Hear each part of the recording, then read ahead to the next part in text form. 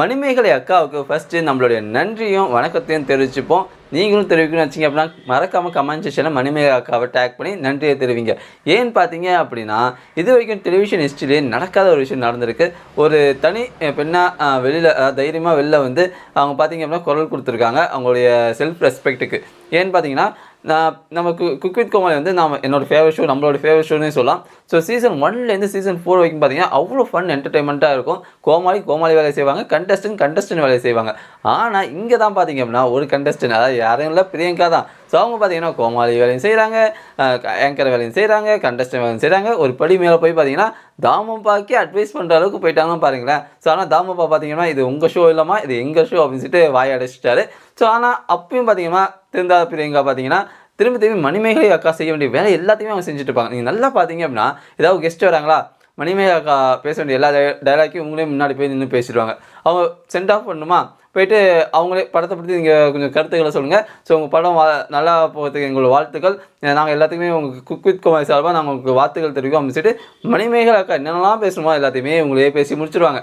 அடுத்தது பார்த்தீங்க அப்படின்னா இப்போ யாராவது ஒரு எலிமினேஷன் ஆகி போனாங்க கூட அந்த கண்டஸ்டன்ட் பற்றி பெருமையாக பேசி சென்ட் ஆஃப் பண்ண வேண்டிய ஒரு ஆங்கரோட வேலை. ஆனால் எந்த வேலையும் பார்த்தீங்கன்னா நம்ம பிரியங்கா அக்காவே பண்ணிடுவாங்க. ஸோ மணிமேகலை அக்காவுக்கு அங்கே எந்த வேலையுமே இல்லை.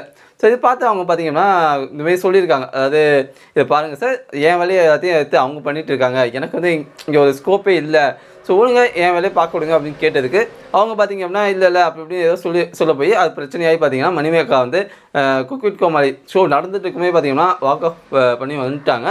ஸோ அந்த பேர் பார்த்தீங்கன்னா அவங்க யூடியூப் சேனல் பார்த்தீங்கன்னா அதை பற்றி கிளியராக சொல்லியிருப்பாங்க. ஓகே, செம்மையாக பேசியிருப்பாங்க. 30 லட்சம் பேர் தாண்டி போயிட்டுருக்கு வியூஸ்லாம் பார்த்தீங்க அப்படின்னா. ஸோ நீங்கள் வந்து ஷோவில் பார்த்தீங்கன்னா இன்னொருத்தரையும் பிரியங்கா வந்து ரொம்பவே காயப்படுத்தியிருப்பாங்க. அதுவும் பார்த்தீங்கன்னா புகழ் தான். ஓகேவா, அதுவும் புகழ் வந்து பார்த்தீங்க அப்படின்னா என்ன இந்த சீசனில் வந்து அவர் பாவம் செஞ்சான்னு தெரியல, பேசாமல் சன் டிவிக்கு நடக்கக்கூடிய ஷோக்கே போயிருக்கான் அப்படின்னு சொல்லிட்டு எனக்கு என்னமோ தோணுது. தேவையில்லாமல் விஜய் டிவி சுற்றிட்டு இருக்காரோ அப்படின்னு சொல்லிட்டு, நான் விஜய் டிவி புகழ் அப்படின்னு சொல்லிட்டு பேர் வச்சதுனால விஜய் டிவிலேன்னு இருக்காதான்னு தெரியல. ஏன்னா இந்த வாட்டி பிரியங்கா வந்து ரொம்பவே புகழை வந்து எவ்வளோ டவுன் கிரியேட் பண்ண முடியும் பண்ணாங்க. ஏன்னா நார்மலாக புகழ் வந்து மற்ற குமார் எல்லாமே பார்த்தீங்கன்னா கண்டஸ்டண்ட்டை கேலி கிண்டல் பண்ணுறது சகஜம் தான். பட் அதை ஆனால் பிரியங்கா வந்து ஒத்துக்கல. நீ எப்படி என்ன கேலி கிண்டல் பண்ணலாம், நான் ஒன்று பண்ணலாம் ஐயா, நான் என்ன வேணாலும் பண்ணுவேன், ஆனால் நீ வந்து பதிலுக்கு நான் எதுவுமே பேசக்கூடாது அப்படின்னு சொல்லிட்டு புகழை பார்த்தீங்கன்னா நிறையவே டார்ச்சர் பண்ணியிருப்பாங்க. நீங்கள் ஷோ பார்த்துருந்தீங்க அப்படின்னா உங்களுக்கு புரிஞ்சிருக்கும். ஓகே, ஆனால் புகழ் பார்த்தீங்கன்னா ரொம்ப கம்முன்னு அமைதியாக இருந்தார். ஆனால் மணி அக்கா பார்த்தீங்கன்னா அந்த அளவுக்கு இல்லை, சீறி பாஞ்சிட்டாங்க அப்படின்னே சொல்லலாம். ஸோ அவங்களோட மணி அக்கா சைடில் பார்த்தீங்கன்னா நிறைய நியாயங்கள் இருக்குது. பிரியங்கா என்ன நினச்சிட்டாங்க அப்படின்னா ஏதோ இது பிக் பாஸ் வீடுன்னு நினச்சிட்டாங்களான்னு தெரியல.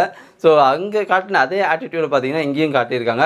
பிரியங்கா பார்த்தீங்கன்னா அண்ணன் சொல்கிறது தம்பின்னு சொல்கிறதுன்னு சொல்லிட்டு ஒரு ஃபேமிலி பாண்டிங்கை க்ரியேட் பண்ணி மற்றவங்க எப்படி உடைக்கலாமோ அதுமாதிரி பார்த்தீங்கன்னா அவங்க நிறையாவே உடச்சிட்டு இருக்காங்க அப்படின்னு சொல்லிட்டு எனக்கு தோணுது.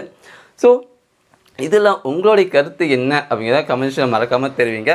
மீடியா மேசன் எப்போ விஜய் டிவி விட்டு வெளில போணுச்சோ அப்போயே பார்த்தீங்கன்னா இந்த குக் வித் கோமாளி வந்து ரொம்ப டல் ஆகிட்டுன்னு சொல்லலாம். ஸோ எனக்கு தெரிஞ்சு குக் வித் கோமாளி இந்த சீசனோட முடிச்சது நல்லது. அடுத்து 6-7 தான் வர வேண்டாம் அப்படின்னு சொல்லிட்டு நான் நினைக்கிறேன். ஸோ உங்களுடைய கருத்து என்ன அப்படிங்கிறத மறக்காமல் பதிவு பண்ணுங்கள். அண்ட் இந்த வீடியோவை கூட பொறுமையாக பார்த்ததுக்கு ரொம்ப நன்றி.